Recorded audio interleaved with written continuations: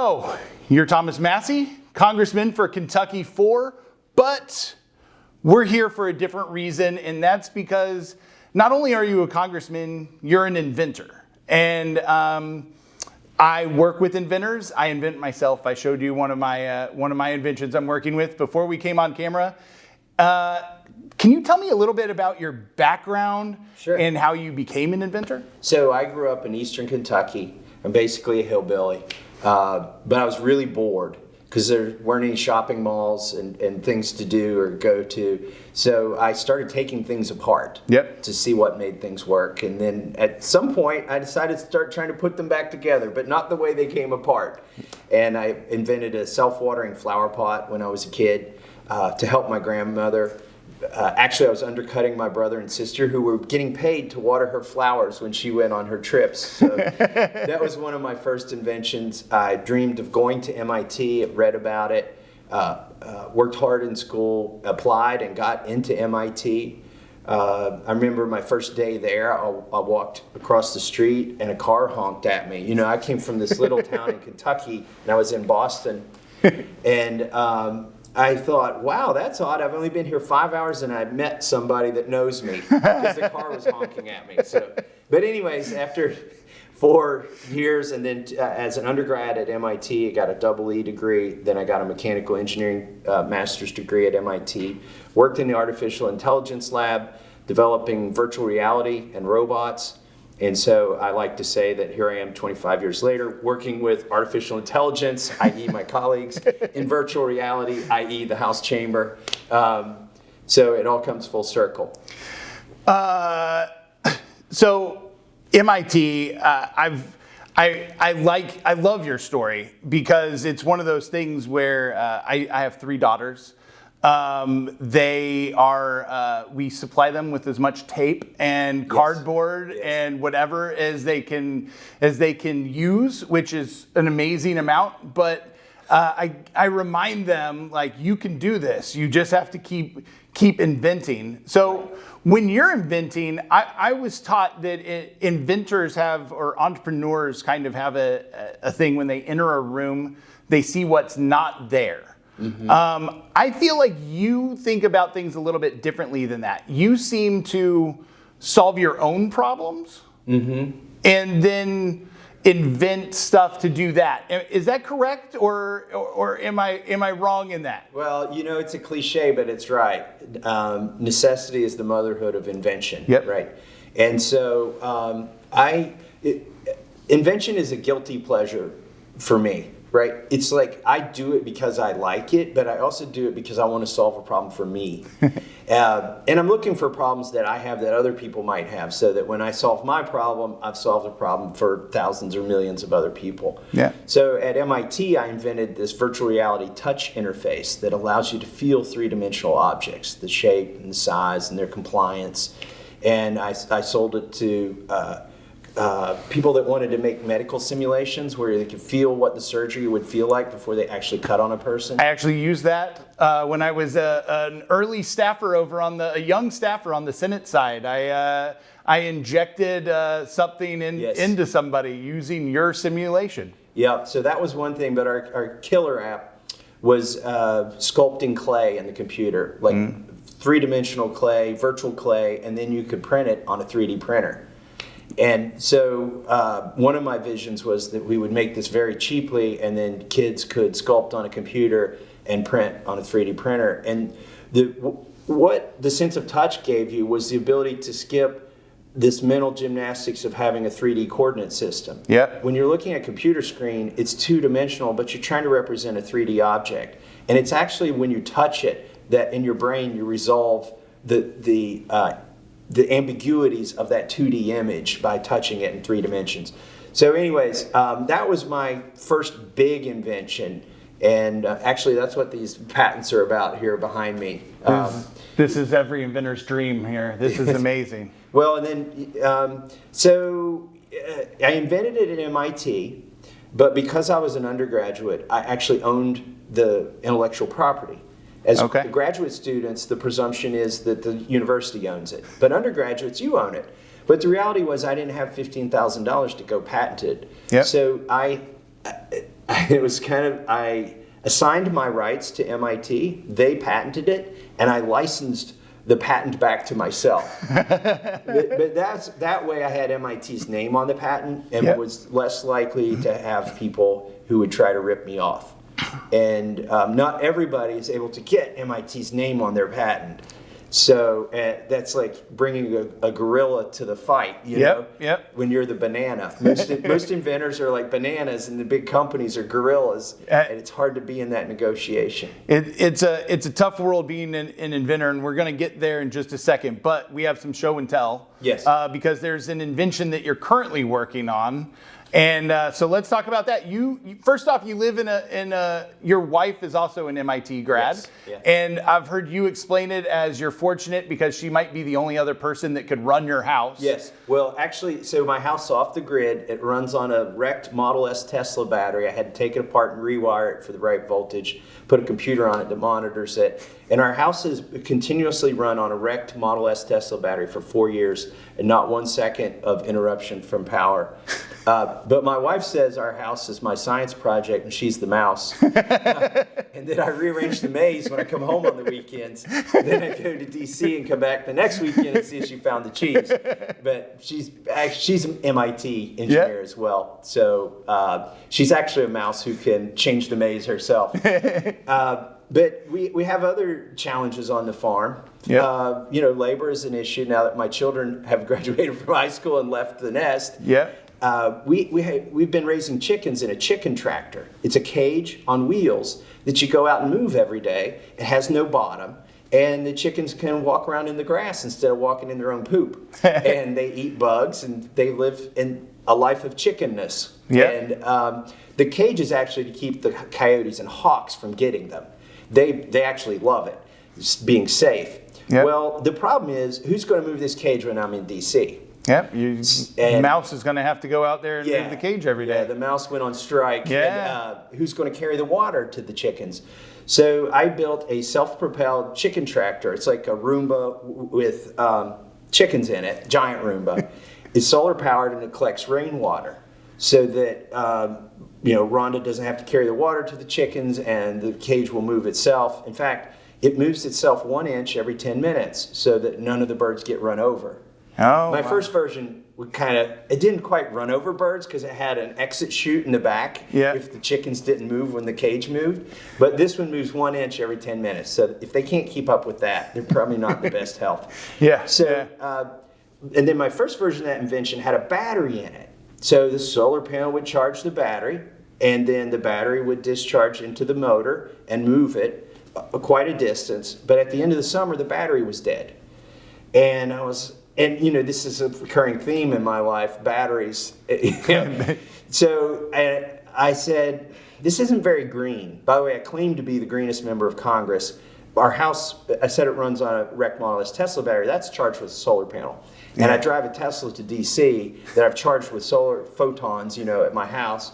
So nobody's fact-checked me on the green credentials, and I hope they do. I kind of want to because I think it's correct, and there are some green members. Yeah. But I think it's a fun claim because A, I think it's right, but B, you've done it through your own invention and pushing it yourself. Yes. So to maintain those credentials, I had to get rid of this lead acid battery in the design. So I found these super capacitors. And their main benefit is they can put out a lot of energy, but their main drawback is they don't store a whole lot of energy. Yep. They can put out a lot of power instantaneously. So I replaced the battery with capacitors. And once I designed this, I had to come up with a name for it. Naming inventions can be really fun. So I call it the Clucks capacitor. Right there, it says Clucks capacitor. That's amazing. And these capacitors charge up. It's got a computer on it. It's got Bluetooth, and so you go up to it with your phone. This doesn't hold the chickens. This is what moves the chickens. Yep. The Clucks capacitor. It also has a shocker on it that'll put out 3,000 volts. So the chicken tractor has a mobile defense system that goes with it, and it all fits in a case that's about the size of a brick. This goes in a case. So that's an invention that I came up with because I needed to do this.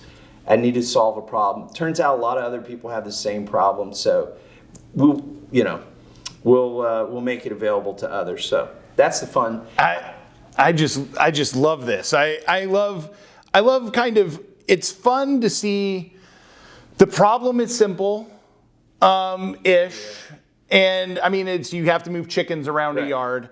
The solution is simple-ish when you break it down into its individual components. I actually started out with a pretty complicated solution. Yeah. And then in the course of trying to make it work, it kept getting simpler. So, I thought, okay, I'll put 4 wheels. It'll be 4-wheel drive because fields aren't flat and it could get stuck. But if there's any ground clearance, then the foxes and the coyotes will dig under, and the raccoons. Everything loves to eat chicken. Everything loves to eat chicken. So I wanted 0 ground clearance, but I didn't want it to get stuck. And I realized, well, maybe I could put a winch on it so it doesn't get stuck. And then I don't even need the wheels. So it's really just a winch, like a spool of cable with a very powerful motor that pulls it in a straight line. and it doesn't need 4-wheel drive or 6-wheel drive or even 1-wheel drive. It's fun to check the process of invention. It's also fun to get close to a board, especially when you're an MIT EE guy, to see kind of how clean this is. Here, I'm up here working my tail off in DC during the week. And my wife will text me and say, hey, your board's arrived, your new version of your board. And it kills me. I want to get home and write firmware for it and then change the app on the phone and enable the new features and that sort of thing. All right. So we have the Clucks capacitor. We have inventions. I work with inventors. You came up to DC. And we were in really a bad spot on Capitol Hill with innovation policy and the way that everybody looked at inventors. But you recently introduced a bill, the Restoring American Leadership and Innovation Act, RALIA. Tell us about it, how you got there, and what it does. Well, I invented most of my stuff in the 90s, okay? And I kind of went on this political detour. And also just on farming, got back to my roots in Kentucky and built a house off the grid and didn't pay that much attention to the patent system. Yeah. And then I came to Congress and thought I'd work on tax reform and health care and, foreign policy. And I realized they had really damaged our patent system over the course of several court rulings where Congress had failed to act, and so the courts made decisions. And then Congress passed a bad bill or two. Yeah. And I realized that what I had done 20 years earlier, might not be possible now. Yeah. And it put all that in jeopardy. And so there was another bad bill they had introduced that was going to make it harder for inventors to defend their own patents. It's hard enough already to get a patent and then to defend it. And they were going to make it harder for the inventors.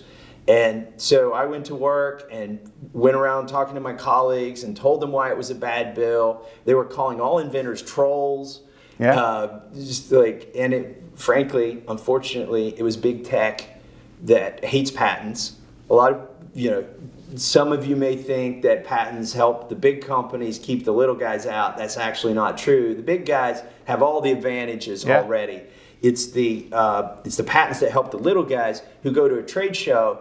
And, if I go to a trade show with this thing and it's not patented, the big guys are like, great idea. And they've got way more resources. They'll rip it off. And, next chicken season, there'll be a Clucks capacitor, but it won't be mine. Yeah. So they'll spell it with an X and call it good. And some people may say, well, ideas should be free, and that's the way it should be. But then what's the motivation to invent? Yeah. There is no motivation. And so then we go into the dark ages. Yeah. And the one thing I like about patents, and where it overlaps with my political life, is they're prescribed in the Constitution. Article 1, which is Congress's job, Section 8 puts what we're supposed to do specifically. And Clause 8 talks about patents, and it's the only place in the Constitution where the word R-I-G-H-T shows up, right. The right of the inventors and the authors. And it's our job to protect that. And I'm like, wow, even when I was filing patents in the 90s and early 2000s, I didn't realize that was in the Constitution. One of my favorite facts about patents, I write a lot, and editors of newspapers will always fact check that statement. And I'm like, yes, that is the only explicit right in the Constitution. And I get the smile every time I do it, because I'm like, you don't know, but now you understand. So they probably I'm give with you a partly true. Because, well, there are these other words that sound like right. Yeah. Or, there are amendments to the Constitution that may have right in it. But anyways, it's absolutely true. Yep. No, it's fun. So Rallia, it helps fix some of these issues. Yeah, when I first got here, we were on the defense. We had to stop bad bills from passing. But then once we kind of overcame the bad bill initiatives, we went on the offense. I did with Rallia. And some of the things that are in that bill, instead of being first to file, we would go back to first to invent. Yes. Like, who thinks it's fair that somebody can beat you to the patent office and patent your idea even if you've invented it first? That's not fair, because the big guys have offices in D.C., literally right there on the same street as the patent office. They're going to beat you every time. The more patents they file, the cheaper their patents actually are, because their lawyers that are writing them are now cheaper per patent. Right. So we go back to first to invent, which would be great. One of the bad things that happened while I was back on the farm and before I got into Congress was they created the death panel for patents. It's called PTAB.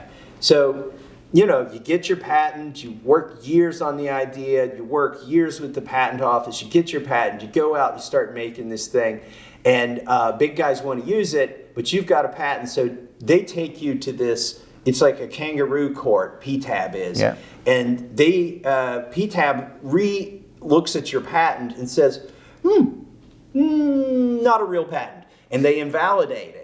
And even though the U.S. government said it was valid, and by the way, PTAB is in the patent office. The same office that gave you the patent is taking it away a few years later after you've invested in tooling and starting a company. So that's not fair. So we get rid of PTAB. We go back to the way it was when I invented the virtual reality stuff back at MIT, where when the patent office gives you a patent, it means something. Yeah. Because if it doesn't mean something, who's going to invest in your idea? And by the way, if patents in the United States, which are like deeds to property, if they, if you can't get a deed to a piece of property, who's going to develop that property? Nobody. So what happens is the innovation, if we have this horrible PTAB, innovation goes overseas. It goes to China, it goes to Europe, it goes to South America, it goes anywhere PTAB isn't. Yeah. Anywhere you can get a real patent, not a flimsy one that may go away tomorrow. And we're seeing that in real time. Yes. If the venture capitalists are investing their money outside of the United States for various reasons, too much regulation, but also because they can't get a good patent. So we fixed that. Inventability or patentability. There's some people that say, oh, you shouldn't be able to patent in this area. You shouldn't be able to get a patent in this area. Oh, it's biological. It's computers. It's like, I mean, this is where the innovations are, right? Software and biology. And by the way, a patent doesn't last forever. The deal with a patent is you write the user's manual of how to rip you off when your patent expires. That's what a patent is. It's not Colonel Sanders, who's great Kentuckian also, right? Secret herbs and spices, and you keep it. It's like he gives you the recipe. Yeah. And he says, I'm going to give you the recipe to make our chicken, but in 20 years, everybody can make it. And so we do patentability, and basically what I say is, if it conforms to the same standards the last 250 years, if it's novel, in other words, it's got to be new. It can't be something that's done before. Non-obvious to somebody schooled in the art. Yeah. Okay. It wasn't obvious to think of this, right? And it's useful. If it conforms to that, why would we say, if you are a computer scientist, you can't get a patent, but if you're a mechanical engineer, you can? I've heard it talked about as they would like allowing the patent for steel, but then not allowing a patent for anything else that you invented with steel as it. It would have just killed the Industrial Revolution, and that's what we're doing right now to a lot of our software patents and for our fintech companies and a lot of things. Well, let me talk about the Clucks capacitor again. Yeah. Okay, there's hardware here, and you could patent this, but really the novelty in it is inside the microprocessor. I've written firmware, which is actually software, dedicated software, and then there's an app that goes with it. Yeah. And most, as much of my invention is in the firmware on that microprocessor as is in the hardware and the chicken coop itself. All right.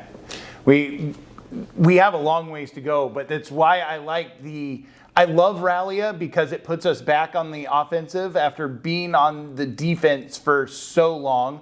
You're picking up co-sponsors quickly, and that's good to see. Yeah, we have 7 in the Judiciary Committee, 7 co-sponsors. That's really important. Yeah. The Judiciary Committee is one of a couple dozen committees here in Congress, but it has jurisdiction over intellectual property. And to get the support of members of the Judiciary Committee is important because that's the committee that Rallia has been referred to, and fortunately I'm on that committee as well. Well, we like what you're doing. We like the bill. We have a lot of inventors in our organization. What can we do to help you? Phone calls. Phone calls. Make phone calls. You really only need to make 3. I'm only asking for 3 phone calls. You're 2 members of Congress and your senator. Yeah, 2, or the other way around. 2 senators and your member of Congress. Yeah, yeah. I've been on Capitol Hill for too long. I reversed it. I apologize. Well, technically, we're all in Congress. Yeah. So it's your 3 members of Congress, which turn out to be 1 House rep and 2 senators. Don't call somebody that you can't vote for. Yeah. The staff might be polite, but they ain't writing down what you're saying. but call those 3 people. If they're already on Rallia, thank them for their co-sponsorship. If they're not, be polite. Don't say, I'll never vote for you again if you don't do this. Just say, please consider co-sponsoring Thomas Massie's Rallia bill. And then call them back a month later. Don't be a frequent flyer. Don't call every day. Yeah. We've got people that call every day. And if we don't get a call from them, we think about, sending somebody out to check on them if they're okay. But, I think once a month and get some friends to make the same phone calls. And you wouldn't believe, I get a busy day is 12 phone calls in this office about legislation. So if one phone call really can make a difference. And when I've been on the floor voting, other members will say, how many phone calls did you get on this issue? Oh, I got 10 calls. People wanted me to vote for this. I'm like, wow, U.S. House of Representatives, you got 10 calls and that changed your mind on this. Yeah. It can. It's not really, you can write a letter. Those take some time. They get batched up. You get a form letter back. Yep. They're not as consequential, in my opinion, as a phone call. Emails are even less so. People don't like to get form letters back, but guess what? The emails we get, most of them are form letters also. It's true. It's a battle of bots when you get on the internet. So pick up the phone, be a real person, talk to a real person. Awesome. Well, I appreciate this. We love having you in Congress, and we will do everything we can to help you with Rallia. Thank you. Thank you. Good luck with your invention. And I'm going to go home this weekend and work on my invention. Awesome.